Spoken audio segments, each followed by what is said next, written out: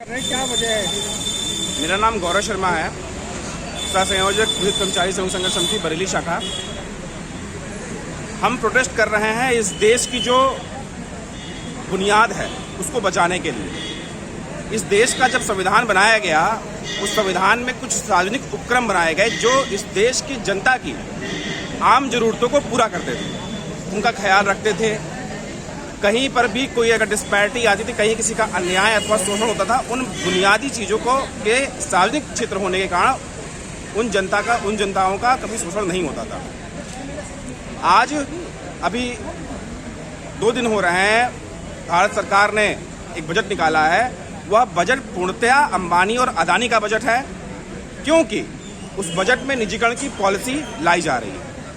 Budget आता है देश की जनता का, देश के लिए बजट आता है, ना कि अंबानी और अदानी को कितने सार्वजनिक उपक्रम बेचे जाने हैं, इसके लिए नहीं आता बजट। बिजली वितरण का क्षेत्र इस देश के एक जनता से जुड़ा हुआ है। जो जितना नीचे है अपने एक सोशल हायरार्की सिस्टम में, उसको उतनी ही जरूरत है बिजली की। किसी की फैक्ट्री बिजनेस चल रही है, वो तो उससे प्रॉफिट गेन करेगा, लेकिन कोई अगर एक घर में एक दिया जला रहा है, वो अपने बच्चे को पढ़ाना चाहता है।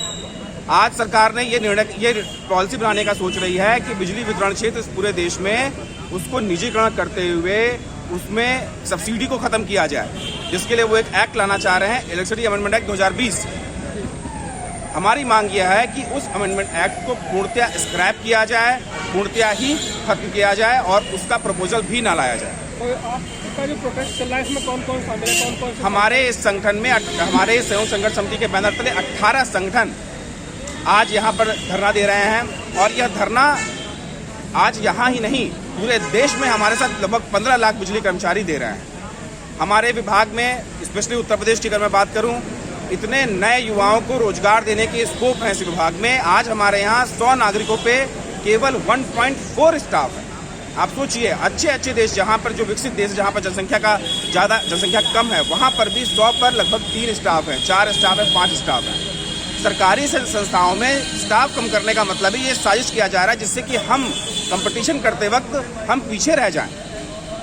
आज BSNL को 4G नहीं मिल रहा है और दूसरी कंपनियों को 5G देने की बात चल रही है। ऐसे ही बिजली वितरण क्षेत्रों को जब आप प्राइवेटाइज करेंगे तो आप क्या करेंगे? आप यही करेंगे। जो आप लोग बैठे हैं, आप लोग जेई हैं, कौन है सभी? यहाँ पर हमारा जो अभियंता संगठन है, साथ में प्राविधिक संघ है, कार्यालय सहायक संघ है, विद्युत मजदूर संगठन है, श्रमिक संघ है, अभियंता संघ है, ऐसे करके टोटल 18 संघ है। इसमें जो हमारी प्रमुख मांगे हैं, उन मांगों को मैं दोबारा बताना चाहूँगा। सबसे पहला हमारा मांग है इलेक्ट्रिसिटी अमेंडमेंट एक्ट को वापस करा जाए। दूसरा जो हमारा मांग है वो ये है कि जितनी भी हमारे यहाँ खाली वैकेंसियाँ हैं, जो युवा आज हमारा रोजगार के लिए आज यहाँ पर चिल्ला रहा है, चीख रहा है, दिन रात कभी आधे पेट खाना खा के पढ़ाई कर रहा है, उन युवाओं को रोजगार दिया जाए। हम जितने भी कर्मचारी हैं इस देश में, उन सभी कर्मचारियों को पेंशन दी जाए, जिससे उनके 60 साल रिटायरमेंट होने के बाद वो अपना जीवन यापन कर सकें। आज की डेट में हमारे प्रोटोकॉल इतने टफ होते हैं, ना हमें होम टाउन पोस्टिंग मिलती है, ना हमें दूसरा व्यवसाय करने की आज़ादी होती है। ऐसे इतने कठिन प्रोटोकॉल के तहत हमें कम से कम पेंशन मिलनी चाहिए। इसके साथ ही साथ हमारी मांगे ये है कि जो हमारे निजीकरण की पॉलिसी चल रही है, स्पेशली चंडीगढ़ में और पौंडीचेरी में, उसको तुरंत स्क्रैप किया जाए। लोग बताते हैं कि बिजली वितरण कंपनियां काम नहीं कर रही हैं। चंडीगढ़ का लॉस 7% में है। मैं दोबारा रिपीट करना चाहूँगा जिससे आम जनता को समझ में आए। चंडीगढ़ का जो लॉस है वो केवल 7% है, और आप उसको बेच के क्या करना चाह रहे हैं? ये कहना चाहिए पब्लिक का जो नॉर्मल, जो पब्लिक की एसेट्स है, उनको आप बेचना चाह रहे हैं।